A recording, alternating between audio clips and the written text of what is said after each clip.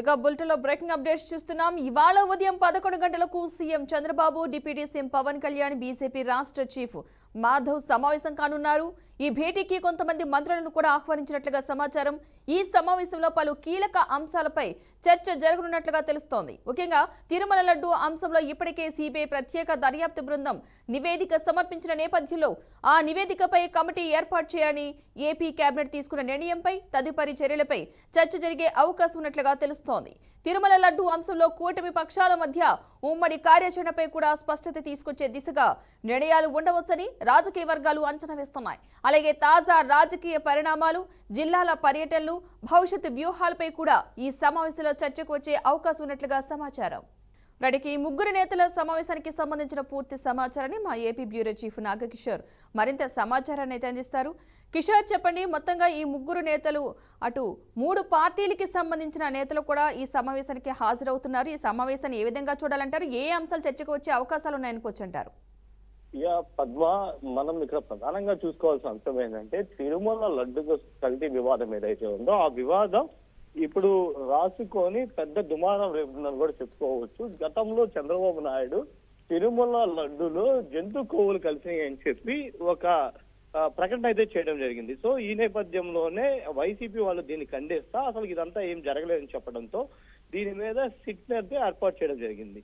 కానీ తర్వాత వీళ్ళు ఎవరైతే వైసీపీ వాళ్ళు ఉన్నారో వైసీపీ వాళ్ళు కోర్టుకు వెళ్ళడం జరిగింది. కోర్టుకు వెళ్ళేసి దీంట్లో సిబిఐని ఇంక్లూడ్ చేయండి, సో ఏదైతే వీళ్ళు జంతు అవశేషాలు కలిసినాయని చెప్తున్నారో ఇది కావాలని ఏదైతే రాజకీయంగా మా మీద చేస్తున్నారంటూ కూడా వాళ్ళు సుప్రీంకోర్టును ఆశ్రయించడం జరిగింది. ఈ నేపథ్యంలోనే సుప్రీంకోర్టు కూడా సిబిఐ బృందాలకు ప్రత్యేక నివేదిక సుప్రీంకోర్టుకి అందజేయమని, దీంట్లో రాజకీయ ప్రమేయం ఏది కూడా ఉండకూడదని చెప్పి ఒక బృందాన్ని అయితే ఏర్పాటు చేయడం జరిగింది.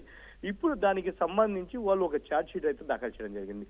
దానికి మళ్ళీ సప్లిమెంటరీ ఛార్జ్ షీట్ అయితే ఏదైతే దాఖలు చేశారో దాంట్లో దీనికి సంబంధించి ఏదైతే వీళ్ళు కల్తీ లడ్డు అని అంటున్నారో కల్తీ లడ్డుకు సంబంధించి దానికి 290 పేజీలకు పైగా నివేదికను అయితే అందించడం జరిగింది. అందులో 34వ పేజీలోనూ 39వ పేజీలోనూ దీనికి సంబంధించి ఏదైతే వీళ్ళు నివేదిక ఇచ్చున్నారో ఆ నివేదికకు సంబంధించి దాంట్లో ప్రధానంగా పొందుపరచడం కూడా జరిగింది.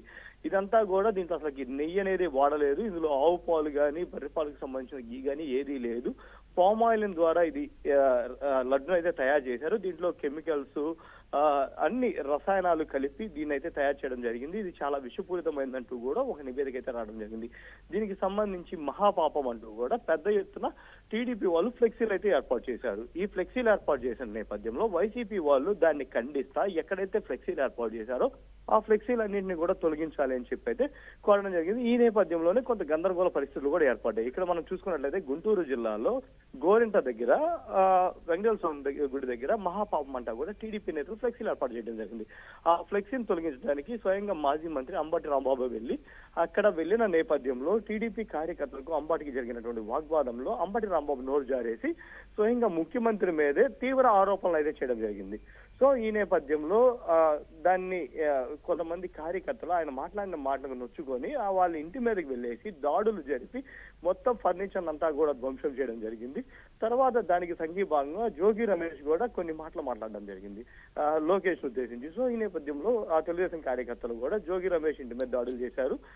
ఈ నేపథ్యంలోనే అక్కడ ఉద్రిక్త పరిస్థితులు ఏర్పడటంతో ఇటు జగన్మోహన్ రెడ్డి పర్యటన కూడా చేశారు. నిన్న దీనికి సంబంధించి ప్రధానంగా రాష్ట్రంలో తలెత్తుతున్నటువంటి శాంతి భద్రత సమస్యల మీద అటు ఉప ముఖ్యమంత్రి పవన్ కళ్యాణ్, చంద్రబాబు నాయుడు కూడా ప్రత్యేకంగా భేటీ అయ్యి రాష్ట్రంలో అనుసరించేటువంటి వ్యూహాల మీద కూడా చర్చించడం జరిగింది.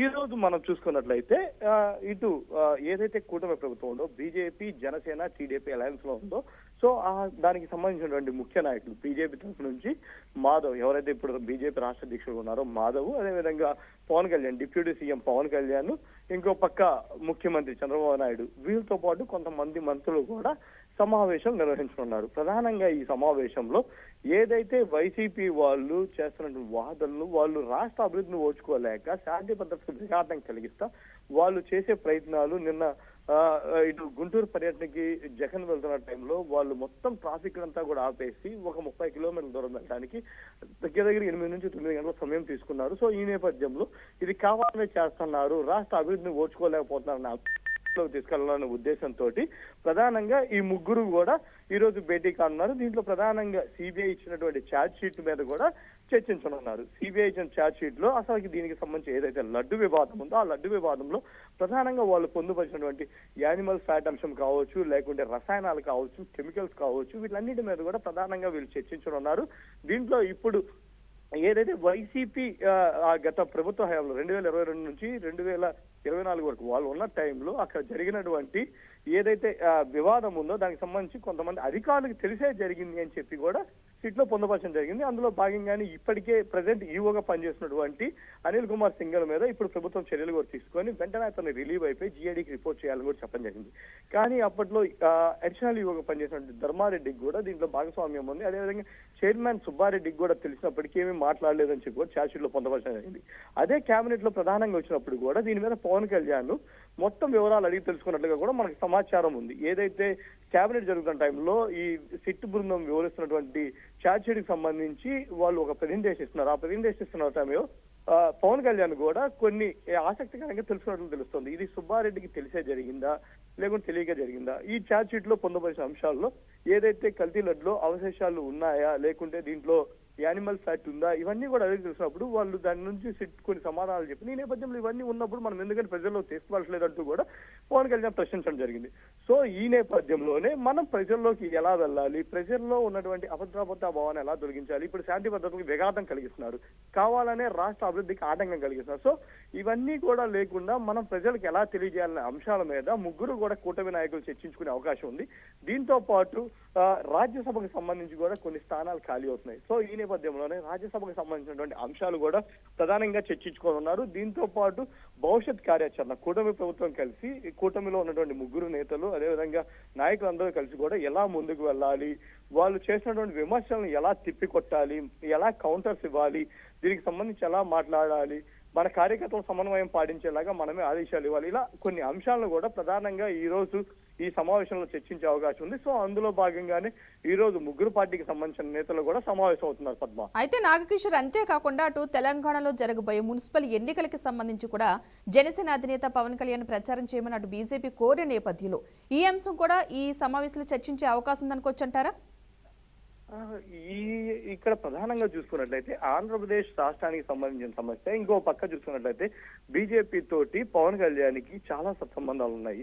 బీజేపీ వాళ్ళు కోరితే ఖచ్చితంగా పవన్ కళ్యాణ్ ఏదైనా ప్రచారం చేయడానికి ముందుకుంటాడు. ఈ నేపథ్యంలోనే నిన్న బీజేపీ నేతలు కోరడంతో పవన్ కళ్యాణ్ ప్రచారానికి వస్తారని కూడా చెప్పడం జరిగింది. ఆయన ప్రచారానికి వెళ్లే అవకాశాలు కూడా ఉన్నాయి.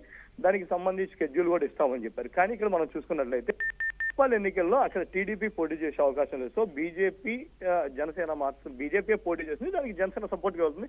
ఇప్పుడు కూటమి ప్రభుత్వంలో ఉంది కాబట్టి టీడీపీ కూడా వెళ్లే అవకాశం ఉంటుంది. కానీ ఇక్కడ మనం ప్రధానంగా గమనించాల్సింది ఏంటంటే తిరుమల లడ్డు వివాదానికి సంబంధించి ప్రధానంగా వైసీపీ చేస్తున్నటువంటి ఏదైతే ఈ విమర్శలు ఉన్నాయో ఇవి హద్దు మీరేసి రాష్ట్రానికి సంబంధించి శాంతి భద్రత విఘాతం కలిగించేలాగా ఉన్నాయి. మాజీ మంత్రులుగా పనిచేసినటువంటి వ్యక్తులు ఎవరైతే ఉన్నారో వాళ్ళందరూ కూడా నోరు జారి ఇష్టానుసారంగా మాట్లాడుతూ ఉన్నారు. గతంలో వాళ్ళు అధికారంలో ఉన్నప్పుడు ఎలా అయితే మాట్లాడారు ఇప్పుడు కూడా అదే విధంగా మాట్లాడుతున్నారు. ఈ నేపథ్యంలోనే కొంతమంది కార్యకర్తలు వాళ్ళకి ఎప్పటి నుంచో చెప్తున్నప్పటికీ వాళ్ళ తీరు మారకపోవడంతో ఆగ్రహం వ్యక్తం చేసి వాళ్ళ ఇళ్ల మీద దాడులు చేసే పరిస్థితులు వచ్చాయి. సో ఈ నేపథ్యంలో ఏదైతే ఈ కార్యకర్తలు చేసిన దాడి ఉందో దీని వల్ల శాంతి భద్రత వివాదం కలగడమే కాకుండా పెట్టుబడిదారులు ఎవరైతే రాష్ట్రానికి వస్తుంటారో వాళ్ళందరికీ సంబంధించి కూడా కొంత వెనకడిగే చేసే అవకాశం ఉంటుంది. వైసీపీ ఈ విషయంలో సక్సెస్ అవుతుంది. ఏదైతే పెట్టుబడిదారులు మనం తీసుకొస్తున్నామో వాళ్ళని భయపెట్టాలనే ఉద్దేశంతో ఇలాంటివి చేస్తుంది. కాబట్టి మనం ఇలాంటి దాడులకి వెళ్ళకూడదు. ఇప్పటికే మనం అనేక సాఫ్ట్వేర్ కంపెనీలు కావచ్చు, డేటా సెంటర్స్ కావచ్చు, గూగుల్ లాంటి పెద్ద పెద్ద కంపెనీలు తీసుకొచ్చుకున్న నేపథ్యంలో ఇంకా కొత్త కొత్త కంపెనీలు ఇక్కడికి రావడానికి ఆసక్తి కనపరుస్తున్నాయి. సో ఈ నేపథ్యంలో ఇలాంటి దాడులు ఇలాంటి గోళలు జరుగుతున్నాయని తెలిస్తే కొత్త కంపెనీలు రావడానికి ఇంట్రెస్ట్ చూపించవు.